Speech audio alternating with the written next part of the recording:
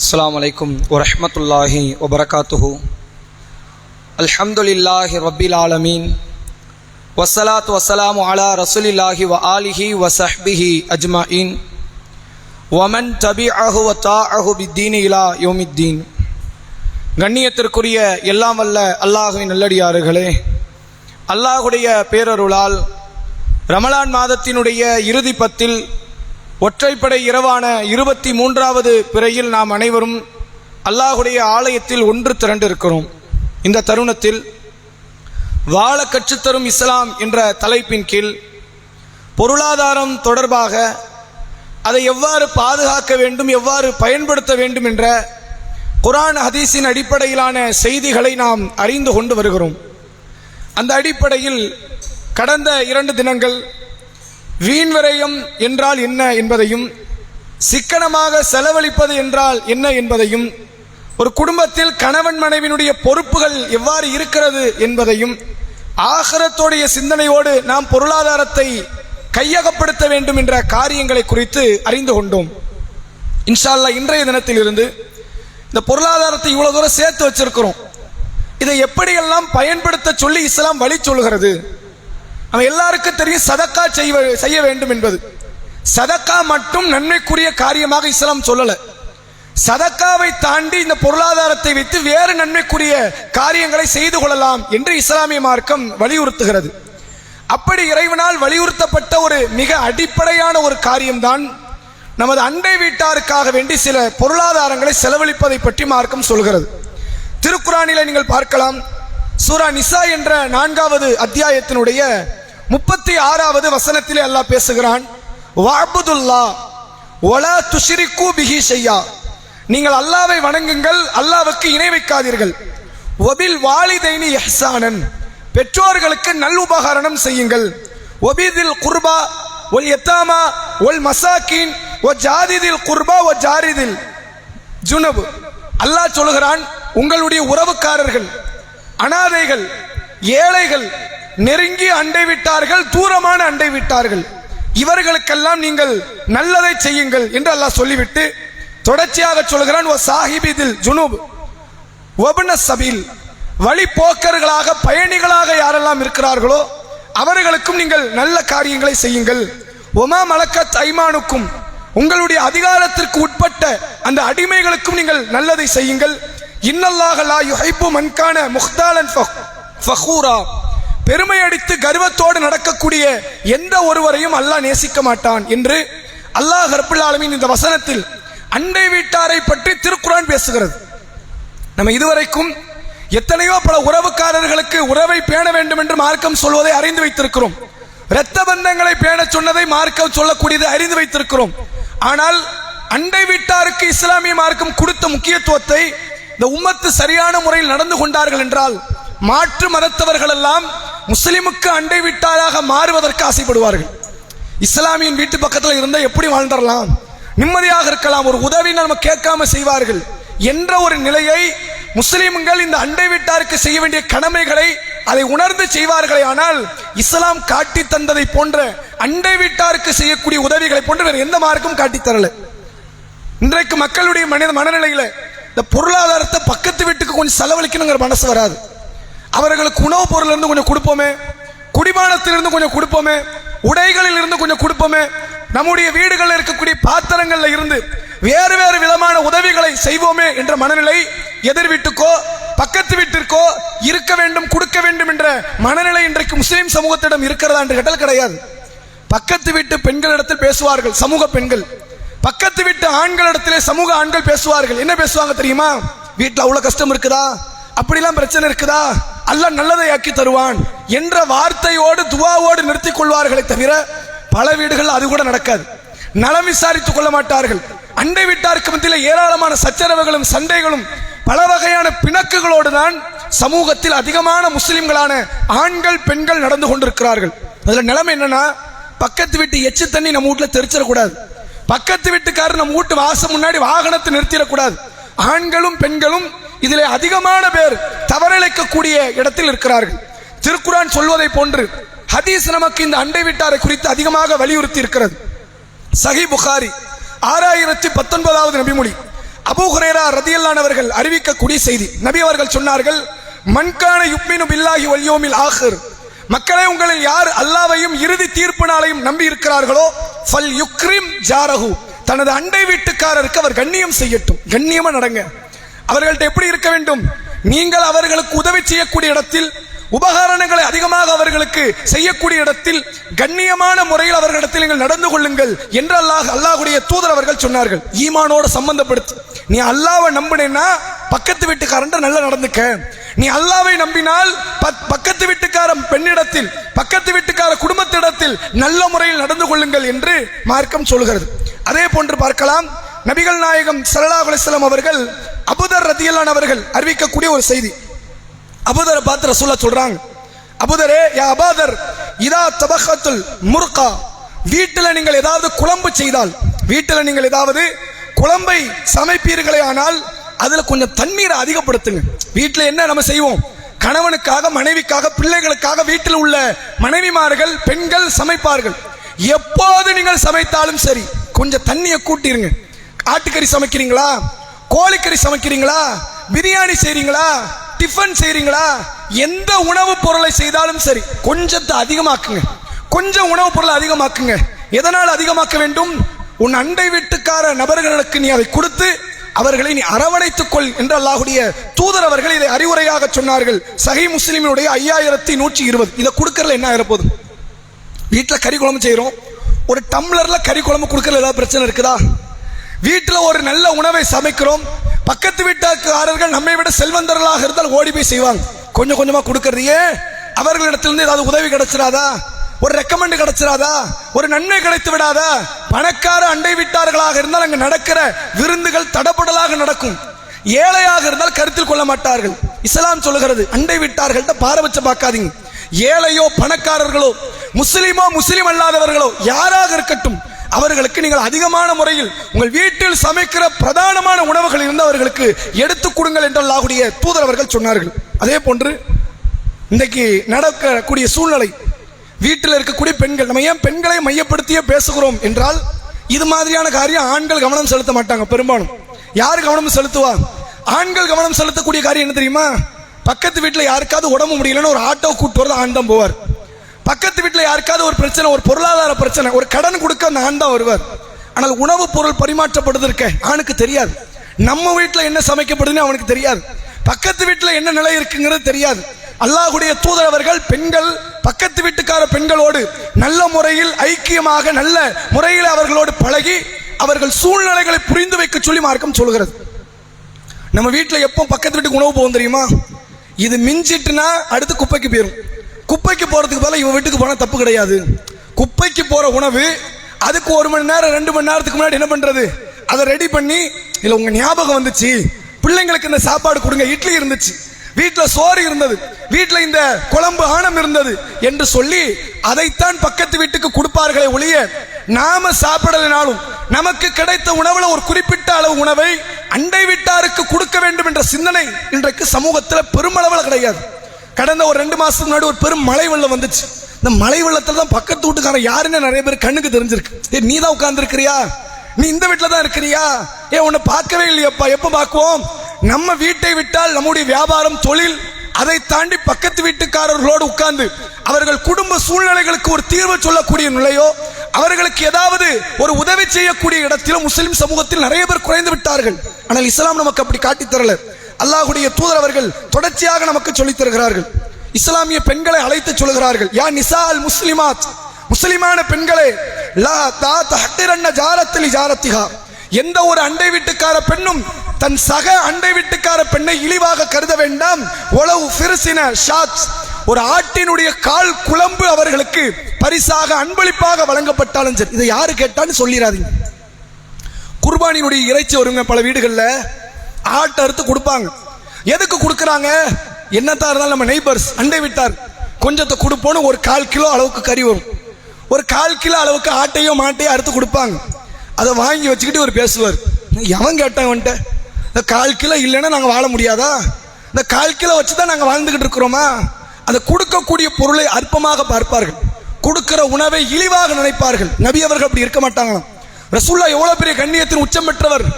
அல்லாஹ் அல்லாஹ்வுடைய தூதராகவும் ஒரு பெரும் ஆட்சியாளராகவும் இருந்த நபி அவர்கள் இரவுல தூங்கி கொண்டிருப்பாங்க. ஒரு வந்து கதவை தட்டுவார். ரசூலுல்லாஹ் இது மாதிரி நிறைய நடந்திருக்கு சம்பவம்.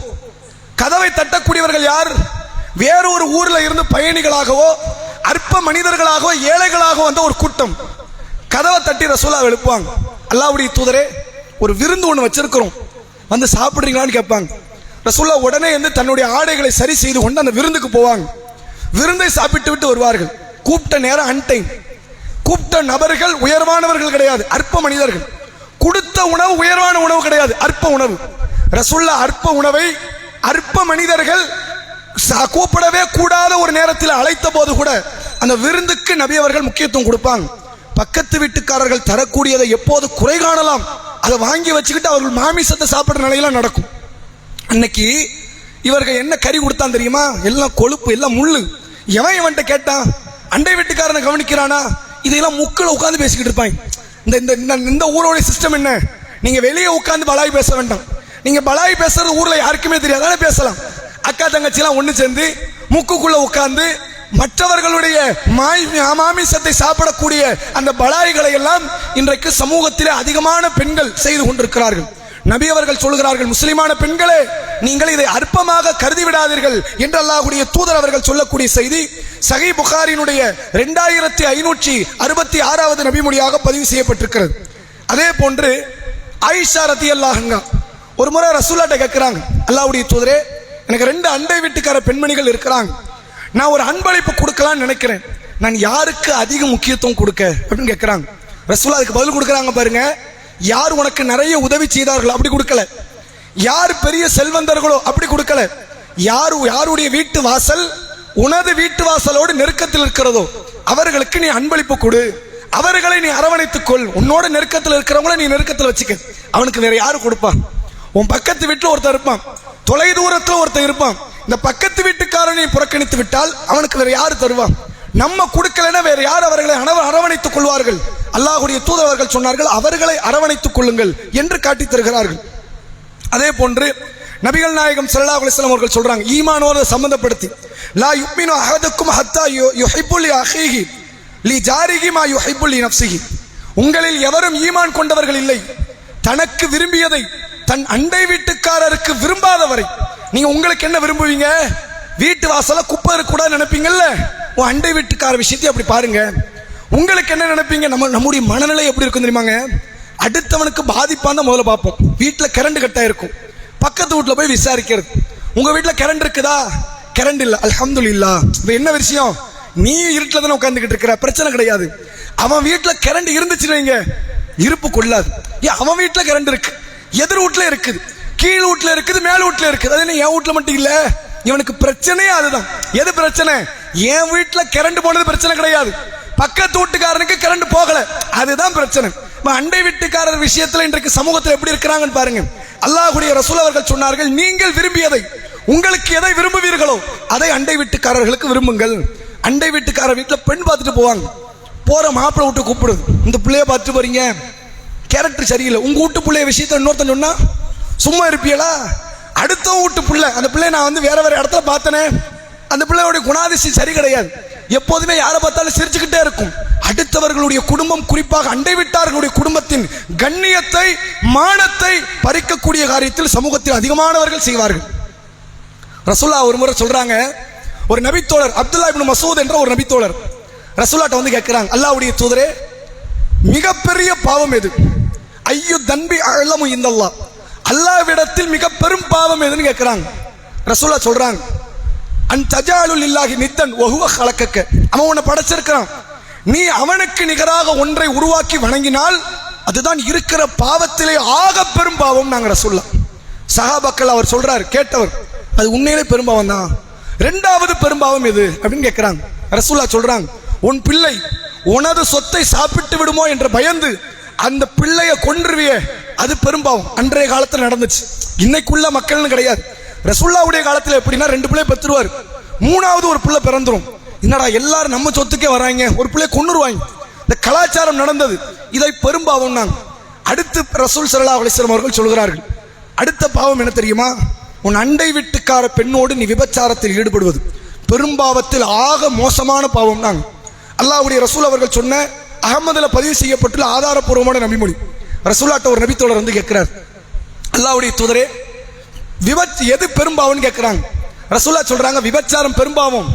ஆனால் ஒருவன் தன் அண்டை வீட்டுக்கார பெண்ணோடு விபச்சாரத்தில் ஈடுபடுறான், அந்த பாவத்தோடு ஒப்பிட்டால் வேறொருவன் 10 பெண்களோடு விபச்சாரம் செய்திருப்பானே அதனுடைய தண்டனை குறைவுங்கிறாங்க ரசூலா. அண்டை வீட்டுக்கார பெண்ணோட ஒருத்த விபச்சாரத்தில் ஈடுபடுறான், இன்னொருத்த 10 பெண்களோடு 10 முறை விபச்சாரத்தில் ஈடுபடுகிறான். அல்லாஹ்வுடைய பார்வையில இந்த 10 முறை விபச்சாரத்தில் ஈடுபட்டானே அது கூட சிறைய தண்டனை தான். எதை பெருசா பார்க்கிறான்? அண்டை வீட்டுக்கார பெண்ணுக்கு அவன் மதிப்பு கொடுக்கல, அந்த பெண்ணோடு விபச்சாரம் செய்தவன் மானத்தை பறித்து விட்டான். இது எந்த அளவுக்கு பெரும்பாவன் பாருங்க. ஒருவன் இருக்கிறான் 10 இடங்களில திருடுகிறான், அவனை விட பெரும் திருடன் யார் தெரியுமா? தன் அண்டை வீட்டுக்காரனிடத்தில் திருடக்கூடியவன் என்று அல்லாஹ்வுடைய தூதர் அவர்கள் சொன்னார்கள். ஏன்? அவனுக்கு அவ்வளவு கண்ணியம், அவ்வளவு மாண்பு, அவ்வளவு முக்கியத்துவம் நாம் கொடுக்க வேண்டும் என்று மார்க்கம் சொல்லுகிறது.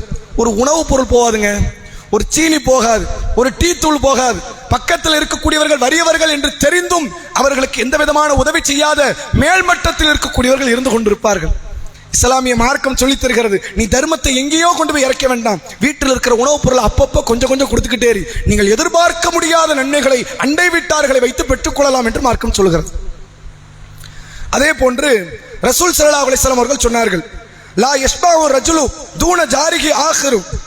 ஒரு மனிதன் இருக்கிறான், தான் மட்டும் வயிறு நிரம்ப உண்டு விட்டு தன் அண்டை வீட்டுக்காரன் பசியோடு இருக்கிறான் என்று தெரிந்து கொண்டு ஒரு ஈமான் கொண்டவன் இருக்க மாட்டான். நாங்கள் ரசூலுல்லாஹ், உன்ட ஈமான் இருந்தால் நான் வயிறு புடைக்க சாப்பிடுறேன்னு எனக்கு தெரியுது, என் அண்டை வீட்டுக்காரன் உணவில்லாமல் இருக்கிறான் என்று எனக்கு தெரிகிறது, அவன் உணவில்லாமல் இருக்கிறான் என்று தெரிந்து ஒருவன் வயிறு புடைக்க சாப்பிடுகிறான் என்றால் அவனுக்கு தனது உணவில் இருந்து பங்கு தரவில்லை என்றால் நீ என்னடா ஈமான் தாரின்னு இஸ்லாம் கேட்குது. உன்னோட ஈமான் இருக்குதா? அட இதையெல்லாம் கொடுத்து நீ ஈமானை பரிபூரணப்படுத்த வேண்டும் என்ற அளவிற்கு மார்க்கம் சொல்கிறது. அதே போன்று அல்லாஹ்வுடைய ரசூல் அவர்கள் சொல்லி தந்த ஒரு செய்தி, இந்த வீட்டில் அந்த செவுத்துல ஆணி அடிக்கிறது இருக்குல்ல, அதெல்லாம் பார்த்தீங்கன்னா பெரிய அளவில் கொடுஞ்செயல்கள்லாம் நடக்கும். முக்கு ஒன்று போட்டிருப்பார் தனக்கு சொந்தமான லேண்டில், பக்கத்து வீட்டுக்காரர் ஒருத்தர் வீட்டை கட்டுவார், ஜன்னல் வைக்க அனுமதி கொடுக்க மாட்டாங்க. என் வீட்டில் நீ என்ன பார்க்குற? என் முக்கு வழியா நீ ஜன்னல் வைக்கலாமா? என் முக்கு வழியா நீ கதவு வச்சிடலாமா? என் வழியா நீ எதுவுமே அனுமதி கிடையாது, எதையுமே வைக்கக்கூடாது. தனது அண்டை வீட்டுக்காரர்களுக்கு கொடுக்கிற மதிப்பு. அல்லாஹ்வுடைய தூதர் அவர்கள் சொன்னார்கள், லா யம்னஉ ஜாருஹு ஜாரஹு ஐ யகுரிய ஹுஷ்பஹுன்னாங்க ரசூலுல்லாஹ். ஒரு அண்டை வீட்டுக்காரன் இருக்கிறான், தனது அண்டை வீட்டுக்காரன் ஆணி அடிப்பதை, வீட்டினுடைய செவுறுகளில் தனக்கு தேவையான சில காரியங்களை நிறைவேற்றுவதை நீங்க தடுக்காதீங்க. உங்க வீட்டு செவுறு தான், ஆனா அவனுக்காக வேண்டி நீங்க விட்டு கொடுத்து போங்க நாங்க ரசூலுல்லாஹ். சஹாபாக்கள் காலம் முடிவதற்கு முன்பாகவே முஸ்லிம்கள்ல நிறைய பேர் இதற்கு மாற்றமாக நடக்கிறார்கள். அபூ ஹுரைரா ரலியல்லாஹு அன்ஹு சொல்றாங்க, ரசூலுல்லாஹ்வுடைய வார்த்தைக்கு நீங்க மதிப்பு தர மாட்டீங்களான்னு கேட்கிறாங்க. அந்த அளவிற்கு நிலைமை மாறுகிறது. அண்டை வீட்டுக்காரர்களுக்கு நாம் கொடுக்கக்கூடிய முக்கியத்துவம் ரப்பிடத்தில் பெரும் கூலியை பெற்றுத்தரும்.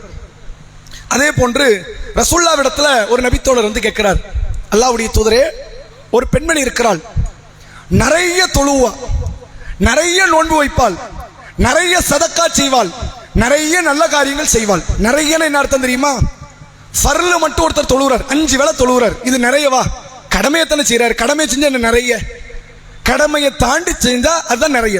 சுன்னத்தை தொழுவுறது, நஃபில் தொழுவுறது, லுஹா தொழுவுறது, தாஜத்தை தொழுவுறது, வித்ரு தொழுவுறதுன்னு இருக்குதே, அதுதான் நிறைய.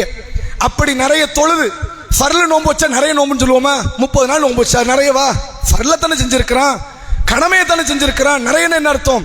ஃபர்ல தாண்டி 6 நோன்பு வைப்பார், அரஃபா நோன்பு வைப்பார், ஆஷுரா நோன்பு வைப்பார், என்னவெல்லாம் வாய்ப்பு இருக்கிறதோ அந்த நோன்பெல்லாம் வைப்பார். நிறைய சதக்கான அர்த்தம், சக்காத்து கொடுத்தா நிறைய சதக்காவா? அது கடமையை தான் செஞ்சிருக்கிறார். அதை தாண்டி அதிகமாக தர்மம் செய்வார். நிறைய தொழுது, நிறைய நோன்பு வைத்து, நிறைய சதக்கா செய்த ஒரு பெண் தன் அண்டை வீட்டுக்கார பெண்ணுக்கு தொந்தரவு தருகிறார். எப்போ பார்த்தாலும் திட்டுறது, அவதூறு பேசுவது, புறம் பேசுவது, குடும்பத்தை கெடுக்கிறது, பக்கத்து வீட்டுக்காரி நிம்மதியாக இருக்கவே விடக்கூடாது என்று நடப்பது. இவள் எங்கே செல்வாள்? மறுமையில அவளுடைய நிலைமை என்ன? ரப்பு தொழுகை பார்ப்பானா, அண்டை வீட்டுக்காரியோட நடந்ததை பார்ப்பானா அப்படின்னு கேட்கிறாங்க. ரசூலுல்லாஹ் சொன்னாங்க, இன்னமாகிய ஃபின்னார், அவள் நரகவாசி. அவ யாரு? நிறைய தொழுதவ, நிறைய நோன்பு வச்சவ, நிறைய சதக்கா செய்தவள், நரகவாசி நாங்க ரசூலுல்லாஹ்.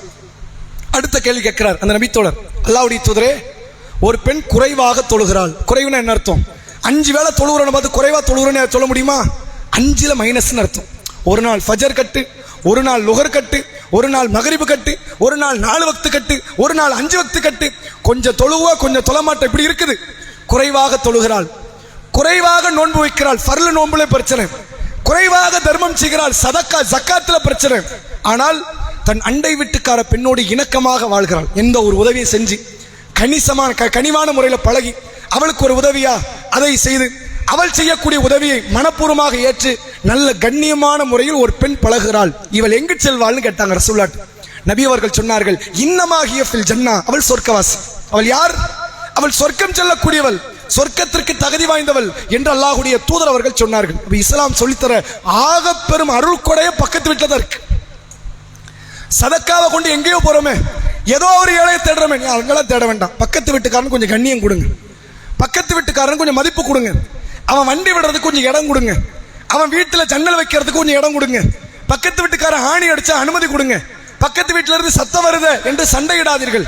கண்ணியமான முறையில் அந்த குடும்ப நபர்கள், ஆண்கள், பெண்கள், குழந்தைகளிடத்தில், அந்த குடும்பத்தாரிடத்தில் கண்ணியமான முறையில் நடந்து கொள்ளுங்கள். இன்னைக்கு என்னெல்லாம் நடந்திருக்கு தெரியுமாங்க? பக்கத்து வீட்டில் ஒரு புள்ள பிறந்திருக்கும், குழந்தை என்ன செய்யும்? அழுதுகிட்டே இருக்கும், பகலும் அழுவும், இரவும் அழுவும். இதுக்கு சண்டை. வீட்டில் மனுஷன் நிம்மதியாக தூங்க முடியுதா? ஓ வீட்டில் புள்ள பிறந்த என்ன பண்ணுவ? சங்க நெரிச்சிருவியா? அழுத விடமாட்டியா?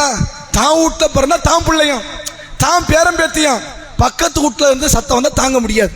பக்கத்து வீட்டில் இருக்கக்கூடியவர்களால் ஏதாவது நோயாளிகள் இருப்பாங்க, வயது முதிர்ந்தவர்கள் படுக்கையில் கிடப்பாங்க, அவங்களுக்கு மலைச்சலம் வரும், அதில் துருவாட வரும்.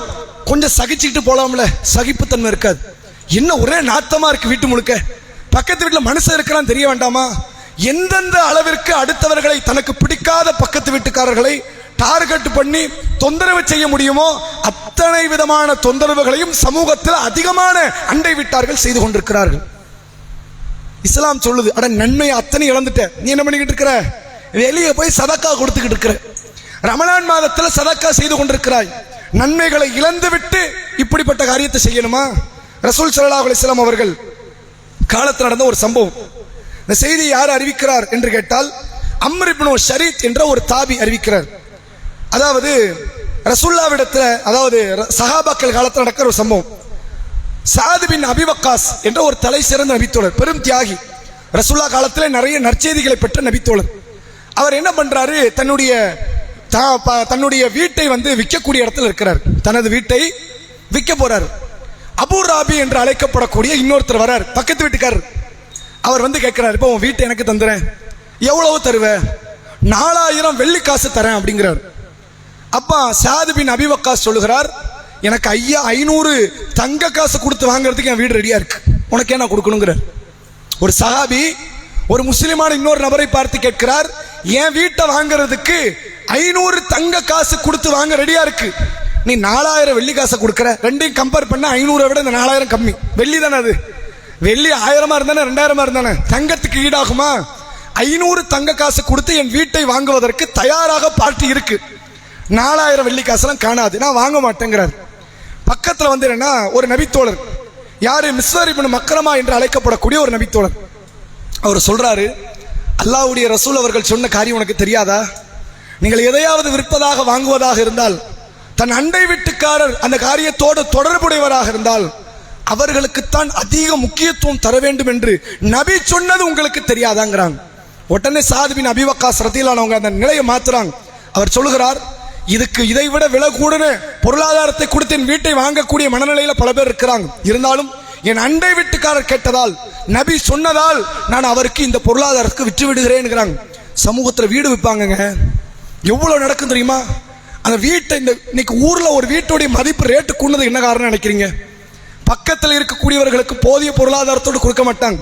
இதனால தான் வெளியூருக்காரர்கள் ஒரு சமூகத்தில் புதிதாக முஹல்லாக்குள்ள புது புது நபர்கள் உள்ளே நுழைந்து ஒரு ஏரியால வீட்டுடைய லேண்டுடைய ரேட்டு கூடுறதுக்கு என்ன காரணம்? பெரும் பெரும் பணக்காரர்கள் 10 வீடு வச்சிருப்பான், கூடுதல் இன்னொரு வீடு வாங்கி போடுவான். அவனுக்கு ஒரு விஷயம் கிடையாது.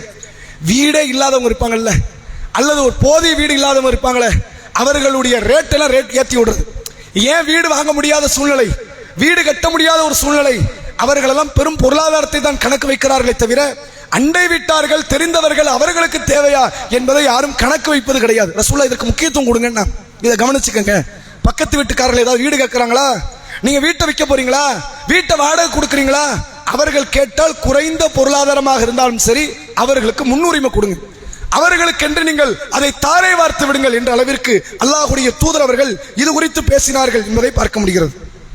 அதே மாதிரி இந்த தொந்தரவு தரக்கூடிய அண்டை விட்டார்கள் உண்டு சமூகத்தில். நாம தொந்தரவு தரக்கூடிய இடத்துல நம்ம இருந்தோம்னா மார்க்கம் என்ன சொல்லுது? சஹீஹ் புகாரியிலே பதிவு செய்யப்பட்டிருக்கிற 6016வது நபிமொழி. அல்லாஹ்வுடைய ரசூல் அவர்கள் சொன்னார்கள், வல்லாஹி லா யுக்மினூன், வல்லாஹி லா யுக்மினூன், வல்லாஹி லா யுக்மினூன். அல்லாஹ் மீது ஆணையிட்டு சொல்கிறேன், அவன் இறை நம்பிக்கை கொண்டவனே இல்லை. அல்லாஹ் மீது ஆணையிட்டு சொல்கிறேன், அவன் ஈமான் கொண்டவனே இல்லை. அல்லாஹ் மீது ஆணையிட்டு சொல்கிறேன், அவன் ஈமான் கொண்டவனே இல்லை. அல்லாஹ்வுடைய ரசூல் சொல்றாங்க. சஹாபாக்கள் கேட்கிறாங்க, கீல வமன் யா ரசூலல்லாஹ், அல்லாஹ்வுடைய தூதரே அவர்கள் யார்? யார் அவன் ஈமான் கொண்டவன் இல்லைன்னு யாரை பத்தி சொல்றீங்க? அவன்கிட்ட ஏதாவது அல்லாஹ் பத்தி தவறான எண்ணம் இருக்குதா? ரசூல்லாவை பத்தி தவறான எண்ணம் இருக்குதா? அப்பதான் ஈமான் கொண்டவன் இல்லைன்னு வரும். ரசூல்லா சொல்றாங்க, அப்படிலாம் கிடையாது. அவன் அல்லாஹ் கரெக்டா நம்புறான், ரசூல்லாவை கரெக்டா நம்புறான், மறுமையை கரெக்டா நம்புறான். ஆனா அவன்கிட்ட இருக்கிற பிரச்சனை என்ன தெரியுமா? நபி அவர்கள் சொன்னார்கள், அல்லதி லா யம்மனு ஜாரஹு பி பவாகிஹி. அவன் என்ன செய்வான் தெரியுமா? தன்னுடைய அண்டை வீட்டுக்காரனுக்கு தொந்தரவு கொடுத்துக்கிட்டே இருப்பான். தொந்தரவுகள், தொல்லைகள், வீட்டில் இருக்கக்கூடிய பொருட்களை நாசப்படுத்துவது, அவனை அவதூறாக பேசுவது, அவனை எப்படியெல்லாம் பிரச்சனைகள்ல மாட்டி விடணுமோ எல்லா பிரச்சனையும் செய்வான். இப்படி செய்பவன் இருக்கிறானே, இவன் ஈமான் கொண்டிருப்பான், ஆனா அல்லாஹ் அதை ஈமானாக பார்க்க மாட்டான். இவன் அல்லாஹ்வை நம்பி இருப்பான், ஆனால் அல்லாஹ் அவனை நம்பியவனாக பார்க்க மாட்டான். இவன் யார்? இறை நம்பிக்கையை விட்டு வெளியேறியவன். ரசூலுல்லாஹ் சத்தியமிட்டு சொல்றாங்க, சும்மா சொல்லிட்டு போலங்க, அல்லாஹ் மீது ஆணையாக இவன் ஈமான் கொண்டவனை இல்லை என்று சொல்கிறார்கள் என்றால் இவர்கள் நிலை என்ன? பொருளாதாரத்தை சேர்த்து வேறு நபர்களுக்கு சதக்கா கொடுக்கிறோமே, பக்கத்தில் இருக்கிறவனுக்கு ஒரு ரூபாய் உணவு கொடுத்தோமா? குர்பானி தினத்தில் மற்ற நபர்களுக்கெல்லாம் தேடி பணக்காரர்களுக்கு கொண்டு போய் கறி கொடுத்தோமே, பக்கத்து வீட்டில் இருப்பவர்களை கவனித்துக் கொண்டோமா? உண்மையில் இஸ்லாம் சொன்ன அந்த நன்மைகளை, பொருளாதாரம் ரீதியான நன்மைகளை உணர்ந்து கொண்டோம் என்றால் தினம் தினம் ஒரு உணவுப் பொருள் பக்கத்து வீட்டுக்கு போய்கிட்டே இருக்கும், கொடுத்துக்கிட்டே இருப்போம். ஏன்? மிகப்பெரிய நன்மைக்கான களஞ்சியம் அந்த பக்கத்து வீட்டில் தான் இருக்கு. அவர்கள் பிள்ளைகளை அரவணைப்பது கிடையாது, பக்கத்து வீட்டு பிள்ளை வீட்டுக்குள்ள வர்றதே கிடையாதுங்க, சேர்க்கறது கிடையாது, விரட்டி விட்டுருவது. பக்கத்து வீட்டு பெண்களை அரவணைப்போடு எந்த வீட்டு பெண்களும் பார்க்கறது கிடையாது. நீ என்ன என் குடும்பமா, என் ஊரா, நீ யாரோ எவரோ என்ற நிலையில பார்க்கிற சமூகத்தில் அதிகமான பெண்கள் பக்கத்து வீட்டில் இருக்கிற நபர்கள்ட்ட முகம் கொடுத்து சிரித்து பேசுவது கிடையாது. இந்த மழை வெள்ளம் தான் கொஞ்சம் பேச வச்சுதான் என்னவோ. மழை வெள்ளம் வந்துச்சே, எத்தனையோ பக்கத்து வீட்டுக்காரங்க இன்னொருத்தர்கிட்ட போய் ஹெல்ப் பண்றாங்க. என்ன செய்யறாங்க? வீட்டில் சாப்பாடு இருக்குதா, பிள்ளைக்கு பால் இருக்குதா, உங்களுக்கு வீட்டில் உணவுக்கு தண்ணிக்கு இருக்குதா, நான் கொடுக்கவா என்ற மனநிலை எப்போ உருவாச்சு? ஒரு பிரச்சனை, ஒரு அமளி, ஒரு பெரும் பாதிப்பு என்றால் உருவாச்சே தவிர வேற யாரும் சுயமாக வந்து தன் பக்கத்து வீட்டிற்காரர்களை அரவணைக்கக்கூடிய பண்பாடு கிடையாது. இவ்வளவு பணம் சேர்க்கிறோம்ல, கொஞ்சம் உணவுப் பொருள் கொடுத்தா என்ன? கொஞ்சம் யோசிச்சு பாருங்க. செல்வந்தர்களுக்கு மட்டும் செல்லக்கூடிய அந்த உணவுப் பொருளை அதை தடுத்து ஏழைகளாக பக்கத்தில் இருக்கக்கூடிய அந்த அண்டை வீட்டார்களை நல்ல முறையில் கவனித்துக் கொள்ளுங்கள். அல்லாஹ்வுடைய ரசூல் அவர்கள் ஒரு முறை சொன்னார்கள், ஜிப்ரீல் என்னிடத்தில் வந்தார், அண்டை வீட்டுக்காரரை பற்றி எனக்கு அறிவுரை கொடுத்து கொண்டே இருந்தார். அண்டை வீட்டுக்காரர்கிட்ட கேர்ஃபுல்லா இருங்க, கண்ணியமா நடந்துக்கங்க, உதவி செய்யுங்க சொல்லிக் கொண்டே இருந்தார். எந்த அளவுக்கு தெரியுமா? நான் ஒரு நிமிடம் பயந்தேன், அவர்களை எனக்கு வாரிசாக்கி விடுவார்களோ என்று. என் வாரிசு யாரு? ஒரு நபருக்கு வாரிசு யாரு? அம்மா அப்பா வாரிசு, கட்டிய மனைவி வாரிசு, கட்டிய கணவன் வாரிசு, பெத்த பிள்ளைங்க வாரிசு. இது மட்டும்தான் சொத்து பிரிக்குமா அவங்களுக்கு தானங்க போகும். அம்மா அப்பாவுக்கு போகும், மனைவிக்கு போகும், கணவனுக்கு போகும், பிள்ளைக்கு போகும். பிள்ளைங்கள்ல ஆண்கள் இல்ல, தாய் தந்தை இல்லைன்னா அண்ணன் தம்பி அக்கா தங்கச்சிக்கு போகும். இவங்க தான் வாரிசுகள். ரசூலுல்லாஹ் சொல்றாங்க, ஜிப்ரீல் எனக்கு மீண்டும் மீண்டும் அறிவுரை கொடுத்து கொண்டே இருந்தார், அவர்கள் எனக்கு வாரிசாக்கி விடுவார்களோ என்று பயப்படுகிற அளவிற்கு இருந்தது. நான் பக்கத்து வீட்டுக்காரர்கள் நமக்கு வாரிசுக்கு நிகர். நாம இறந்த நம்ம சொத்துல அவங்களுக்கு பங்கு போதில்லை பிள்ளைங்களுக்கு, அது மாதிரியான நிகர் நாங்க ரசூலுல்லாஹ். எவ்வளவு கேர்ஃபுல்லா பார்க்கணும் தெரியுமா? மாற்று மதத்தவர்கள்னா ஒரு பார்வை, அவன் வேற மதம், நம்ம எதுக்கு அவனை பார்க்கணும்? பணக்காரர்கள் ஏழைகள்னா ஒரு பார்வை, அவர்கள் பார்க்கிற தொழிலை வச்சு ஒரு பார்வை. இவன் என்ன தொழில் பண்றான்? குப்பள்ளிக்கிட்டு இருக்கிறான், டீ ஆத்திக்கிட்டு இருக்கிறான், இவனுக்கெல்லாம் எல்லாம் மதிப்பு. பெரிய பெரிய பணக்காரர்கள் ஒரு கலெக்டர் வந்து உட்காந்துட்டு பெரிய மதிப்பு கொடுப்பாங்க. பக்கத்து வீட்டில் ஒரு கலெக்டர் வந்துட்டா போதுங்க, எப்படி ஆகும்?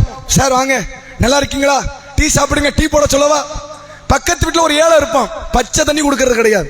இதுதான் அண்டை வீட்டார்களை கவனிக்கிற முறையா? யோசித்து பாருங்கள். அவர்கள் வீட்டில், நம்முடைய வீட்டு பகுதியில் வந்துடவே கூடாதுங்கிறதுக்கான எல்லா செயல் திட்டத்தையும் பண்றது, பக்கத்துக்கு வந்துடாது. அல்லாஹ்வுடைய ரசூல் அவர்கள் அண்டை வீட்டார் தொடர்பாக மற்றொரு காரியத்தை சொல்றாங்க, லா யதுகுலுல் ஜன்னா மன்லம் யம்மன் ஜாருஹு பவாக்கிஹி. யார் தனது அண்டை வீட்டுக்காரருக்கு தொந்தரவு தந்து கொண்டிருக்கிறாரோ அவர் சொர்க்கம் நுழைய மாட்டாருன்ட்டாங்க ரசூலுல்லாஹ். டோட்டலா அடிச்சாச்சு. எங்க போக முடியாது? நீ அவனுக்கு தொந்தரவு கொடுக்கறல்ல, நஷ்டத்தை ஏற்படுத்துறல்ல, அவனுக்கு ஒரு உணவுப் பொருள் கொடுக்கல, அவனை நீ கடுமையான முறையில் வசைபாடி கொண்டிருக்கிறாயே, நீ எங்கு செல்ல முடியாது? சொர்க்கம் நுழைய முடியாது என்று அல்லாஹ்வுடைய ரசூல் அவர்கள் சொன்னார்கள். அதிகமான கவனத்தோடு இருங்க. எல்லா பகுதியில் இருக்கிற முஸ்லிம்களும் தங்களுடைய தெருக்கள், தங்கள் மஹல்லாக்கள், தங்களுடைய வீடுகள், அதற்கு பக்கத்தில் இருக்கிறவங்களுக்கு கொஞ்சம் கண்ணியம் கொடுங்க. அவர்களால் ஏதாவது ஒரு தொந்தரவு வருதா, ரசூல் அதையும் நமக்கு சொல்லித்தராங்க. அந்த தொந்தரவெல்லாம் கொஞ்சம் சகிச்சுக்கங்க. ரப்பிடத்துல பெரிய கூலி இருக்கு. அவன் எவ்வளவோ தொந்தரவு தருவான், அவன் பேச்சு சரி இருக்காது, அவன்கிட்ட மார்க்கம் இருக்காது, அவன் நடவடிக்கை சரி இருக்காது. அல்லாஹ்வுக்காக சகிச்சுக்கங்க. ஏன்? அவன் நமக்கு அண்டை வீட்டுக்காரன் ஆயிட்டான். அவனுக்கு ஒரு கடன் உதவி தேவைப்படுகிறதா, கடனை கொடுங்க. அவனுடைய சூழ்நிலைகளை எல்லாம் உட்கார்ந்து பேசுங்க, கொஞ்சம் கேளுங்க.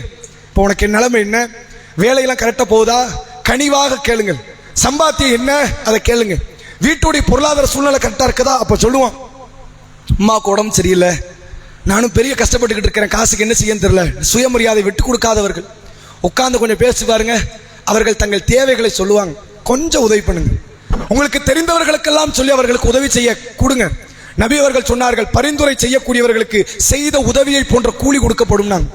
நம்மளும் பரிந்துரை செய்யற இடத்துல இருக்கோம். ஒரு நபர் வராரு, பிள்ளைக்கு உடம்பு சரியில்லை, 5 லட்சம் ரூபாய் தேவைங்கிறார், நமக்கு கொடுக்குற இல்லை. ஒரு நபர் வேற ஒரு பணக்காரரை காட்டி கொடுக்குறோம், இப்போ அவருக்கு ஒரு 5 லட்சம் தேவையா, பெரிய நன்மை, இதை செய்ப்பான்னு ஒரு 4 பணக்காரனை பார்த்து கொடுக்குறேன். நீங்க அந்த 5 லட்சத்தை நான் கொடுத்ததாகத்தான் நல்லா பார்க்குறான். அவர்களும் கொடுத்தார்கள், நானும் கொடுத்தேன். இப்போ இதையெல்லாம் அண்டை வீட்டுக்காரங்க செய்யலாமா இல்லையா? எந்த ஒரு ஆண், எந்த ஒரு பெண் தனது பகுதியை விட்டு கலன்று போகும்போது அண்டை வீட்டுக்காரன் வருத்தப்படுகிறான் என்று சொன்னால் நீங்கள் சிறந்த முறையில் வாழ்ந்திருக்கீங்கன்னு அர்த்தம். அந்த கண்ணியமான வாழ்க்கை இருக்குதா? நீங்க மௌத்தானா அண்டை வீட்டுக்காரன் வந்து ஜனாசா தொழுகைக்கு நிப்பானா? அதை கேட்டு பாருங்க. இவ்வளவு திட்டுறோம், இவ்வளவு நாசப்படுத்துறோம், இவ்வளவு கேவலப்படுத்துறோம், நான் இறந்துட்டேன்னா என்னை பற்றி புகழ்வதற்கு ஒரு வார்த்தையாவது இருக்குமா? என்ன நன்மை செய்யறது? என்னத்தை சொத்துக்களை எல்லாம் சேர்த்துறீங்க மற்ற நபர்களுக்கு கொடுக்கிறது? அல்லாஹ் குர்ஆனிலே சொல்லுகிறான், அண்டை வீட்டுக்காரனுக்கு கவனத்தை கொடுங்கறான்.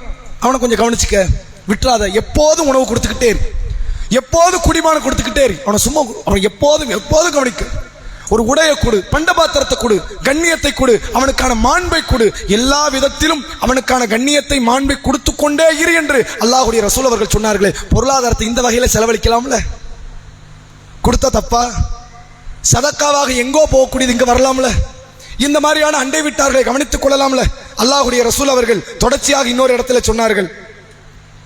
நபி அவர்கள் பேசுகிறார்கள், இந்த அண்டை வீட்டுக்கார நபர்களோடு அதிகமான, ஏன் ரசூல்லா பக்கத்து வீட்டுக்கார பெண்ணோடு நடக்கிற விபச்சாரத்தை பெரும்பாவமா பார்த்தாங்க தெரியுமா? ஏன் பார்த்தாங்க? எங்கேயோ நீ செய்யக்கூடிய விபச்சாரம், அது அண்டை வீட்டுக்கார பெண்ணோடு செய்யக்கூடிய விபச்சாரம் இருக்குது, பாவத்திலும் தண்டனையிலும் கொடூரமானது நாங்க ரசூல்லா. ஏன்? உன்னை நம்பிதான் உன் மனைவியை விட்டுட்டு போறான், என் பக்கத்து வீட்டுக்காரன் பார்த்துக்குவான், என் பிள்ளைய பார்த்துக்குவான், நான் வெளிநாட்டுக்கு போறேன் அவன் கண்ணியமா பார்த்துக்குவான், இந்த நம்பிக்கை இருக்கும். வெளிநாட்டுக்கு செல்லக்கூடியவர்கள், வெளியூருக்கு செல்லக்கூடியவர்கள், வியாபார நிமித்தமாக இருக்கக்கூடியவர்கள் தன் மனைவியை தன் பக்கத்து வீட்டுக்காரர்களுடைய கண்ணியத்தின் பெயரால் தான் விட்டுட்டு போறான். உன்னைதான் நம்புறான். அவன் நம்பிக்கைக்கு நீ துரோகம் பண்ணிடாத. உன்னை நம்பி சாவியை கொடுத்துட்டு போவான். பாய் நாங்க சாவி வச்சுக்கங்க, நான் வரதுக்கு 1 மாசம் ஆகும், வெளியூருக்கு போறேன், பிள்ளையெல்லாம் கூட்டு போறேன், வீட்டை பத்திரம் பார்த்துக்கங்க. வீட்டில் போய் ஒரு பொருளை எடுத்துட்டேன்னு வைங்க, கொடூரமான பாவத்தை ரப்பிடத்தில் அனுபவிப்பீர்கள். இஸ்லாம் சொல்லுது. எவ்வளவு பெரிய மோசடித்தனத்தையும் அநியாயத்தையும் அக்கிரமத்தையும் பக்கத்து வீட்டுக்காரர்களுக்கு செய்து கொண்டு ராப்பகலா நின்று தொழுக, பார்க்கிறவங்களுக்கெல்லாம் சிரித்த முகத்தோடு சலாம், எப்போ பார்த்தாலும் சுபஹானல்லாஹ் அல்ஹம்துலில்லாஹ். இப்படி ஒரு பொருளாதாரத்தை நீங்கள் எந்த வழியில் செலவழித்தாலும் சரி, பக்கத்து வீட்டுக்காரர்களுக்கு செய்த துரோகம் மறுமை நாளில் நம்மை சொர்க்கத்திற்கு கொண்டு போய் சேர்க்காது. கண்ணியத்தோடு நடங்க. எப்போதும் அவர்களுக்கான தேவைகளை, உதவிகளை இந்த உங்களுடைய சம்பாத்தியத்திலிருந்து செலவழியுங்கள். அல்லாஹ்விடத்தில் மிக பெரும் கூலியை பெறலாம். நம்மளாம் சதக்கால பார்ப்போம், யாருக்கு கொடுத்தா பெரிய கூலி? இஸ்லாம் சொல்லுது, பக்கத்து வீட்டுக்காரன் கொடு, அவன் தான் பெரிய கூலி. அப்படிப்பட்ட ஒரு நல்லதொரு வாழ்வை வாழ்ந்து மரணிக்கக்கூடிய இடத்தில் வல்ல இறைவன் நம் அனைவருக்கும் அருள் புரிவானாக. வாஹிர் தஅவானா அல்ஹம்துலில்லாஹி ரப்பில் ஆலமீன். அஸ்ஸலாமு அலைக்கும் வ ரஹ்மத்துல்லாஹி பரக்காத்துஹு. கேள்வி கேட்டலாமா? ரசூல் ஸல்லல்லாஹு அலைஹி வஸல்லம் அவர்கள் இதை நம்பியவர்கள் அண்டை வீட்டுக்காரர்களுக்கு தொந்தரவு தர மாட்டார்கள் அப்படின்னா எந்த 2 நம்பியவர்கள்? கையை தூக்குங்க. இந்த 2 காரியத்தை நம்பியவர்கள் யார் நம்புறீங்களோ அவங்க அண்டை வீட்டுக்காரனுக்கு இந்த கண்ணியத்தை கொடுங்க, துரோகம் பண்ணிடாதீங்க அப்படின்னாங்க. 2 காரியம். கைகளை தூக்குங்க. நீங்க பரிசு வாங்கிட்டீங்களா? முன்னாடி வாங்கிட்டீங்க. சரி, மக்கி பாய் சொல்லுங்க.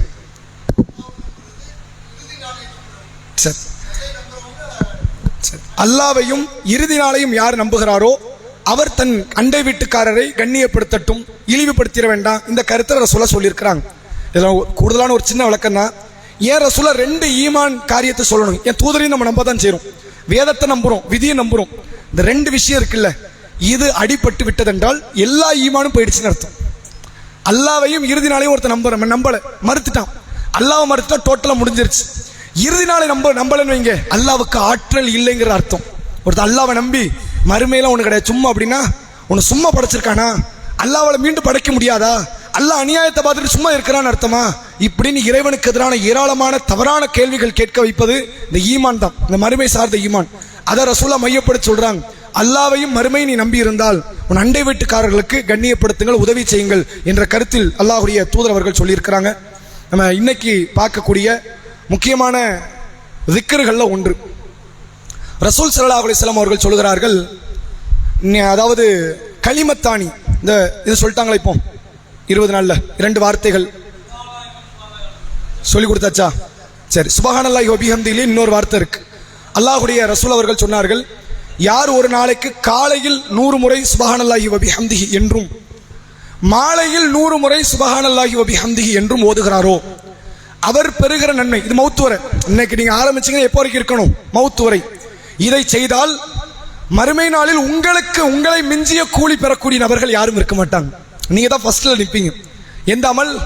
100 முறை சுப்ஹானல்லாஹி வ பிஹம்திஹி காலையில் சொல்லணும், 100 முறை சுப்ஹானல்லாஹி வ பிஹம்திஹி அசருக்கு பிறகு சொல்லணும், மாலையில் சொல்லணும். இதை மௌத்து வரை யார் சொல்லுகிறாரோ உங்களை மிஞ்சிய நன்மை கொண்டு வரக்கூடிய நபர்கள் நாளை மறுமையில் யாரும் இருக்க மாட்டார்கள் என்று அல்லாஹ்வுடைய ரசூல் அவர்கள் சொன்னார்கள். நம்ம சுப்ஹானல்லாஹி வ பிஹம்திஹி நிறைய கேட்டோம், சொல்லியாச்சா? இது இல்ல, சுப்ஹானல்லாஹி வ பிஹம்திஹி 100 முறை சொன்னால் பாவம் மன்னிக்கப்படும், அது கேட்டிருக்கீங்க. காலையில் 100 மாலையில் 100 சொன்னாங்களா? சொல்லல. அப்ப இதுதான் திக்ரு. இன்ஷா அல்லாஹ் இதை தொடர்ச்சியா மௌத்து வரை செய்வதற்கு முயற்சி செய்யுங்க. அர்த்தம் என்ன அப்படின்னா, சுப்ஹானல்லாஹ், அல்லாஹ் தூயவன், வ பிஹம்திஹி அவனை போற்றி புகழ்கிறேன். சுப்ஹானல்லாஹி வ பிஹம்திஹி என்ன அர்த்தம்? அல்லாஹ் தூயவன், அவனை போற்றி புகழ்கிறேன். சுப்ஹானல்லாஹில் அலீம், மகத்தான அல்லாஹ் தூயவன், மகத்தான அல்லாஹ் தூயவன். இது பொதுவான உள்ள திக்ரு. நாம இன்னைக்கு சொன்ன திக்ரு என்ன? சுப்ஹானல்லாஹி வ பிஹம்திஹி மட்டும். அல்லாஹ் தூயவன், அவனை போற்றி புகழ்கிறேன் என்ற இந்த ஒரு வார்த்தை காலையில் 100 முறை மௌத்து வரை இன்ஷா அல்லாஹ், மாலையில் 100 முறை மௌத்து வரை இன்ஷா அல்லாஹ். இதை நம்ம தொடர்ச்சியாக செய்தால் கூலி ரசூலா எப்படி சொல்றாங்க? உங்களை மிஞ்சின கூலி யாருக்கு கிடையாது. அப்படி ஒருத்தர் வர்றதா இருந்தா உங்க அளவுக்கு சொல்லியிருப்பார், அல்லது உங்களை விட கூடுதலாக சொல்லியிருப்பார். இந்த திக்ரு எங்க கொண்டு போய் நிறுத்தணும்ல? மிக உயர்வான இடத்தில் மறுமை நாள்ல மீசான் தராசில் அதிகப்படியான கூலிகளோடு கொண்டு வந்து நிறுத்தும் என்று அல்லாஹ்வுடைய ரசூல் அவர்கள் சொன்னார்கள். இந்த திக்ருகளை நம்ம இன்ஷா அல்லாஹ் எது சொல்லிடுறேன். நீங்க என்ன?